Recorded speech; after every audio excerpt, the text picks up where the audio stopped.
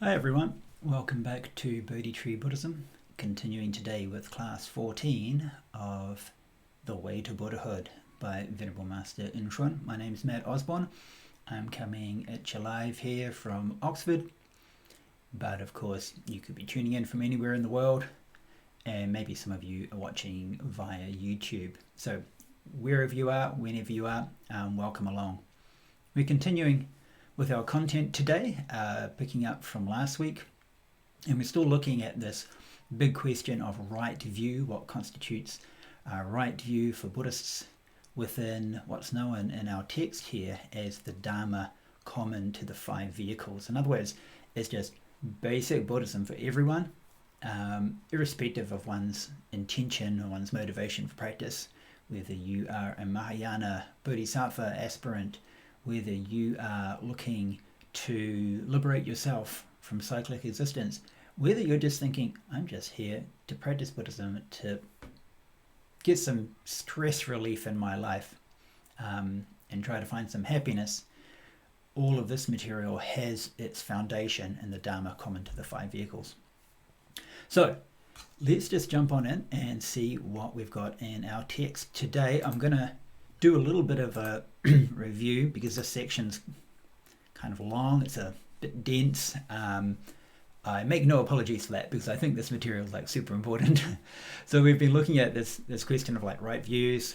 We talked a little bit first of all about this idea of the existence of wholesome and unwholesome. So there are certain states of mind which are considered unwholesome states of mind or afflictions. The basic ones: ignorance, craving, aversion, jealousy, pride, this kind of thing. And then we've also got mental states which are wholesome, and they're almost like the complementary opposites of those. Insight, correct understanding, is the most important of these wholesome states, but we've also got states like generosity, kindness, compassion, freedom from pride, and so on and so forth. Now there's many different states, but this is just a quick review. So having this in mind is an important starting point, and we may know that, some of you might have more contact with Mahayana practices and teachings. They might have things like, afflictions are awakening and stuff like this. No, that's not wrong, but we've got to slow down here and make sure we've understood this properly. It doesn't mean then that you can just say, well, my mind is a big afflicted mess of lust and craving and power and blah blah blah blah blah, and say, well, it's all mine because that's just awakening. And no, not so simple. So we'll get to that sort of material when we get to the material in Mahayana Buddhism, but for now let's just stay with this basic idea. There are wholesome states and there are unwholesome states, and those are what make actions wholesome actions or wholesome karma, and unwholesome actions or unwholesome karma. Which brings us to the second point: karma actions and the retribution. This idea that when we act through body, speech, or mind, and the mental state behind it, that emotion state or whatever is the driving force, this is going to have a karmic result. And it's not just a sort of a one-to-one actions and every action has an opposite reaction. Not that simple. We talked about how the actions develop into certain results, but the key thing here I want to emphasize is wholesome actions lead to happiness, unwholesome actions lead to suffering. Okay, wholesome leads to happiness, unwholesome leads to suffering. That's the key takeaway. And when we've made that action, it will have some result, but exactly how big or how powerful or strong that result is, that can vary. And it's possible to affect that through the actions that we do subsequently. Then we got into this question of the existence of past and future lives. Now, I think this is what we ended with last week here, right? I think this is it. And I'm just going to jump out a bit here, and well, not jump out, but I know there's a review, can't make it too detailed, but some things I'd like to say about this that I'd like to add that we didn't have time to touch on yesterday. So the main thing we seem to be focusing, last week, was this idea of, at the time of death, there are certain states we could have some very powerful karma that we've enacted at some point in our lives, or it could just be habitual karma, or it could just be some almost random state of mind at the time of death, and this becomes then the driving force for what we call like throwing karma, or I can't remember the term we use here, inducing karma. In other words, the karma that leads to the specific place where we're reborn. Now, that was the kind of main focus last week, but what I would like to say is something about this kind of general idea of past lives. Now, you've probably already felt that I'm kind of griping and complaining a lot through all these classes, talking about, the way in which Buddhism is often understood in the West, or particular sticking points. Again, I make no apologies for that. I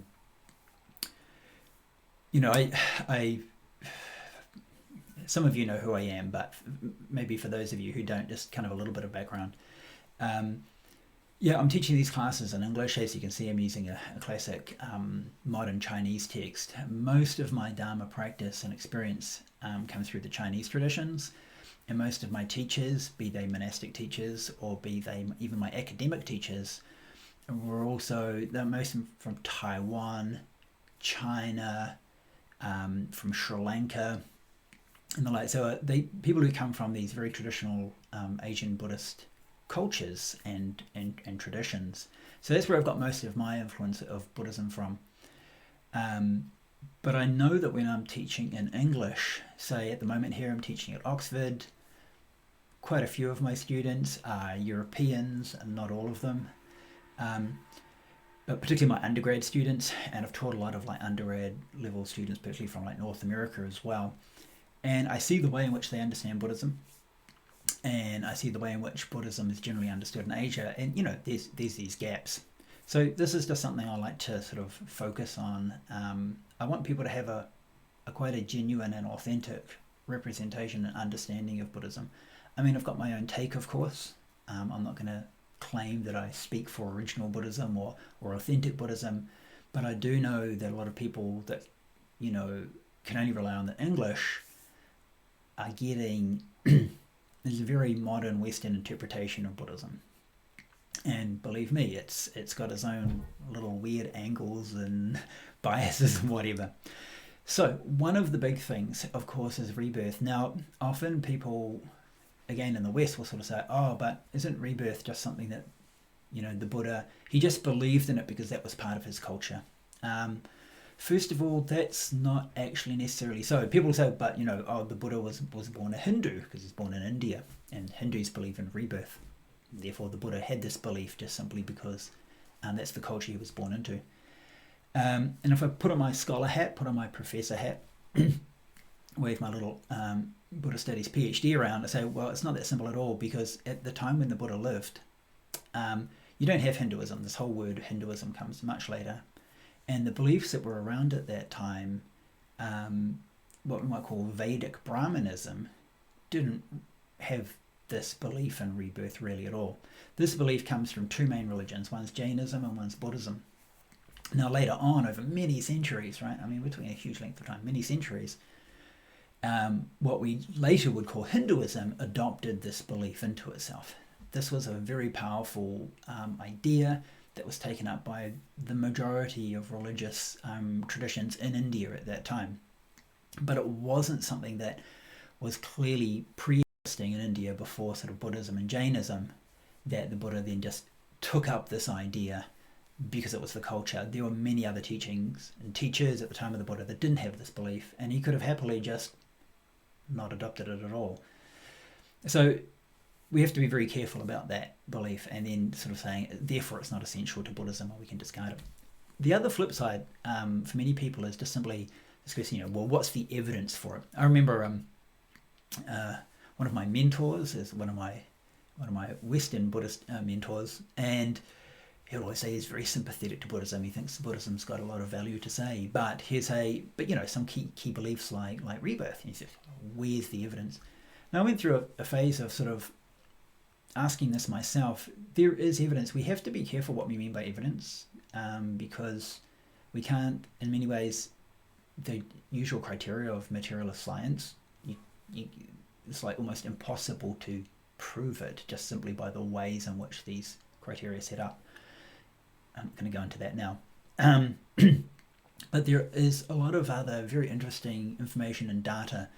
One of the more famous ones is by a scholar, I think he was at Virginia University. I'm trying to think of his name. Was it Livingston? Ian Livingston, rings a bell. I might be just totally wrong. It's been so long since I've looked at it. Anyway, he wrote this study that he did a long study for years and years. He basically dedicated his life to it. One of his most famous works was called Cases Suggestive of Reincarnation. And a lot of this was dealing with cases from young children who claimed to have lived in past lives. He looked at many, many of these cases. Some of them, when he looked at them, to try to be objective and say, okay, this kid claims to be someone in a past life, and we actually find that this person they claimed to be really did exist, but they might have had like contaminated information. Somehow this kid might have learned of that person and thus thought of that, known that themselves, or heard about it, or been informed by parents or family members to believe that. But there are many cases also when there was no way in which the kid could have known about that person. These were kind of his heavy cases. So this is really fascinating stuff. We could spend like a whole session just talking about this itself. One of his students also went on to continue with this and has continued on in that same kind of research.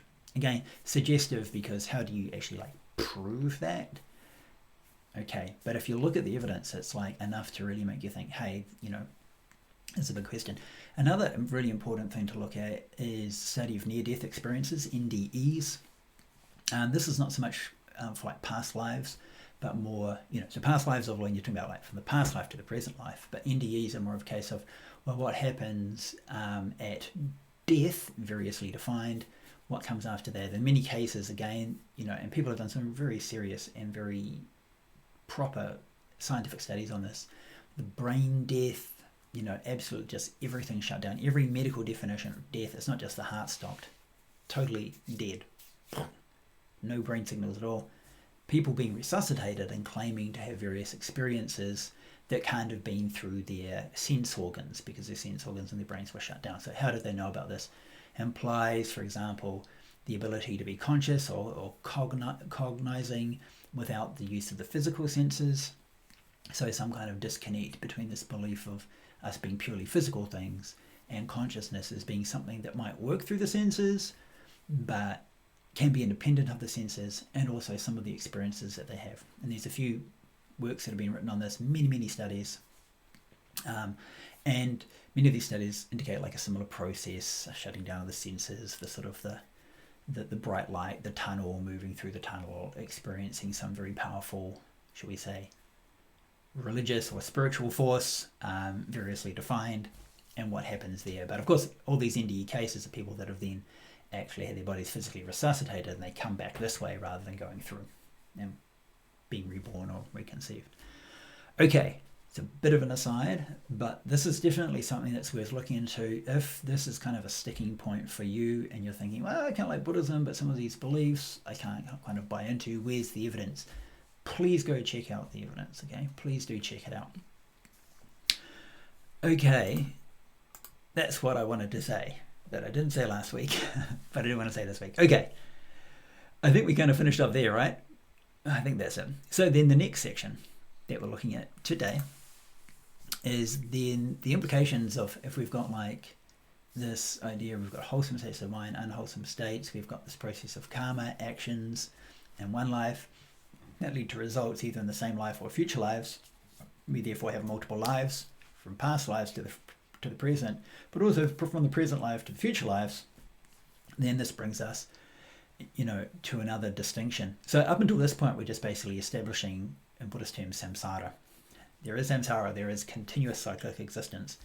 But Buddhism isn't about samsara, it's how to get off samsara, right? How to get off the crazy train. So this brings us to this idea. One of the key elements of right view is establishing the existence of ordinary people, so samsaric beings that are undergoing rebirth, and holy people, which really just means like the wise, people that have that insight, that awakening, and can be liberated. So let's have a look at this. Verse number 34. 生死常想续,圣子得解脱，与自福脱义，深信无疑惑. Cyclic birth and death constantly continue in succession, while the holy ones attain liberation. The distinctions of bondage and release, for the foolish and the wise, respectively, should be deeply believed. Do not doubt or be deluded. Okay, now the last few lines there are they're a little bit heavy. Just like, believe in this, believe in it, don't doubt it. Okay, as we've just been talking about, if you're interested in this idea, doubts aren't always bad. You shouldn't just be buying into something because someone insists that you should believe in it. But at the same time, if there's evidence for the contrary, we shouldn't also just, have a preconceived idea. Now, the first line there, cyclic birth and death. This term is 生死. So in Chinese, it's literally birth, death. And you'll see that a lot, I think, particularly in translations that come from East Asian sources. I see that a lot, like in Zen, birth and death, the problem of birth and death. This is just a translation for the Sanskrit word samsara, right? So samsara doesn't literally mean birth and death. It means like a flowing on, and it's got the sense of within a metaphor of like a flowing river that goes like in a circle in a cycle. It's kind of like a whirlpool. You get caught in it, and you're just going around and around and around in this whirlpool. But that is a metaphor for this idea of being born and growing old and dying and coming back again and going around and around and around.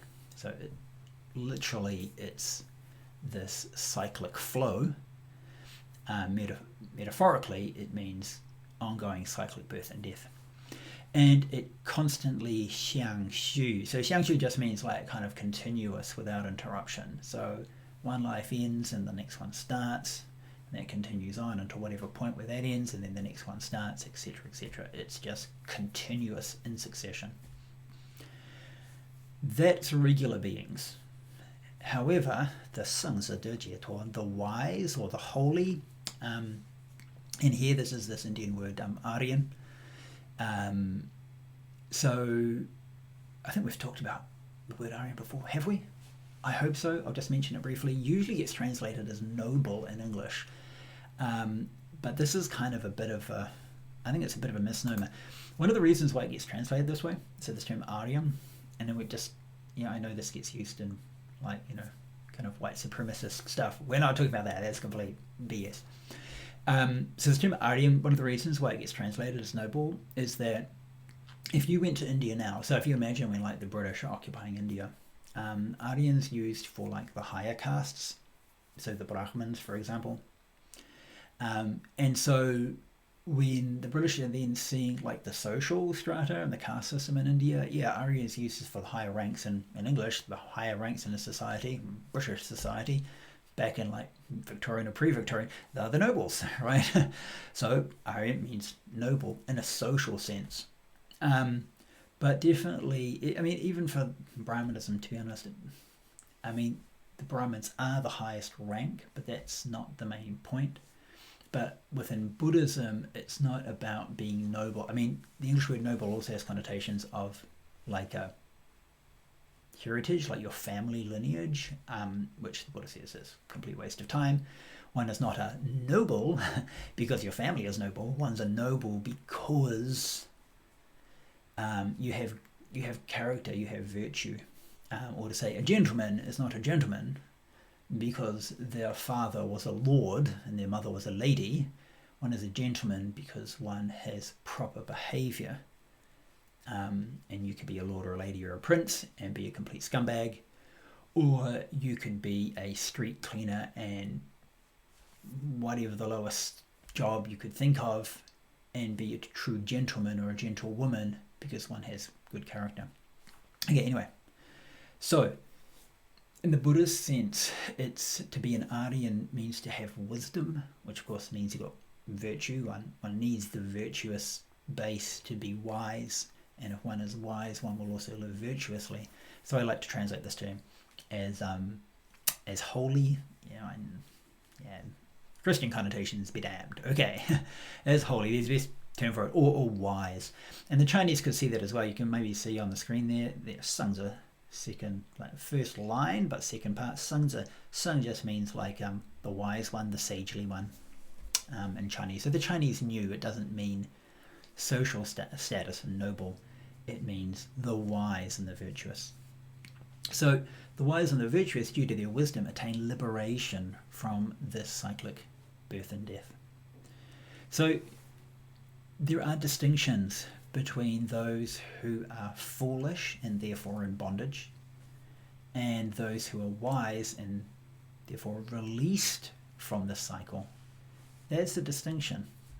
Now, there are different types of wise people, and there's these different kind of levels, from those who are like Buddhas, but also those who aren't actually yet released, but they've kind of like opened up the lock and they've done what, and it's just a matter of time. They have that basic insight, and that's just a matter of time until they are released. So these are different categories, called stream entrants, once returners, never returners, for example. They're not liberated yet, but they've like, the term is pulled out the root. So if you're thinking weeding your garden, you pull out the weeds from the garden. Once the root is out of the ground, the plant's dead, the weed's dead. Even if the weed is still sitting in your garden and you haven't thrown it into the compost heap. So that's the key point there. This distinction, there is a distinction between the wise and the foolish. And again, this is kind of worth thinking about, because I think, for some people this might be a bit kind of elitist. And, there's, say within like European or Western history, the sort of the claim of like the church, if you think back in the Catholic Church, and the claim of priestly power, it was only the priests that would know Latin, so they'd be the only ones that could do religious services. But people's lives, according to church dogma, were dependent on those rites. If one was not baptized, how could one go to heaven? Last rites, marriage, the difference between people being married or not being married, it was a huge social thing. And it was, if you didn't have these rites and so forth, your soul was damned, literally. And so some people don't like that. I mean, this is kind of ostensibly one of the reasons for like the Protestant movement. It's pushing against priestly power. Now, it's a bit different here for Buddhism. But still, I think in modern times we have a bit of sort of an egalitarian society. We believe everyone's opinions are, equally valid. So when it comes to, everyone can have the vote, everyone can have an opinion, freedom of speech. Sure. But sometimes, not all the time, sometimes one of the flip sides of that is a loss of credibility for authority and people not believing in authority. And you can see this. You can see this one very clearly, like in popularist politics. The so-called authorities are wrong, they're elitist, and our opinions are just as good as anyone else's. Now, my personal take on this is everyone has an opinion, everyone has the right to their opinion. But when we're listening to other people's opinions, and when we're voicing our own opinion, some people are very knowledgeable. It's just like a fact, if I'm going to build a house, I want to consult with an engineer and a builder, because they know this stuff. I'm not just going to find somebody who's got like a nice opinion about how to build a house and get them to build it. My house is going to fall down, right? If I have some legal things to do, I want a lawyer because they know the law. It's like the joke about someone who represents themselves in court, like represents a fool or something like that, has a fool for a client. That's the, you want an expert. You want to go to see a doctor, or do you want to see your buddy down the road who's read www.goodhealth.com? Of course, you want to see a doctor. They're an expert in this. So it's kind of a bit of a similar situation here. We really don't like sometimes this idea that some people can be more authoritative in matters of virtue or morality, but sometimes there are. Some people are really good people, and not just by accident, but by really seriously considering their actions and shaping their actions and making sure the ways in which their behavior impinges upon themselves and others, they're experts. So don't be too afraid of admitting that, like, I'm not an expert. I'm not the wisest people. Some people are very much more wise than me. The difficulty, of course, is if we're ignorant, how do we know other people are more expert in this than we are? There's a bit of a tricky one. There's this idea called the Kruger-Dunning effect, which basically says, so for some kind of skill or knowledge, the people who are less able, the less able someone is, the less able they're also to assess the ability of others. So it's like people in general, like the worst drivers also tend to think that they are very good drivers. On the flip side, the people that are very expert tend to actually underappreciate their ability until they can put themselves in a context of comparing with others. So someone who's like an expert driver will probably think, well, I'm pretty good. But when you actually compare them, they get to be put in a situation where they're compared to others. They realize, well, no, actually, I am pretty good. So this is a really problematic thing. Most people aren't particularly wise, but will insist that they are. It's like ignorance, ignorance is such a problem. So, okay, I'm kind of rambling a bit today. Apologies for that. But I think these are some important ideas to think about. But the main thing here is to sort of say, don't be afraid to say, yeah, some people are wiser than me. Some people are more knowledgeable than me. If I want to learn something, I should find someone who's an expert in that. And that includes also, if I want to be a Buddhist cultivator and practitioner, I need somebody who's also got that skill and got that knowledge and that ability, and learn from them. Now, it doesn't, again, mean blind faith in them or anything like that, but learning from others is very valuable to us for all fields, and virtue and spiritual insight is in many ways no exception.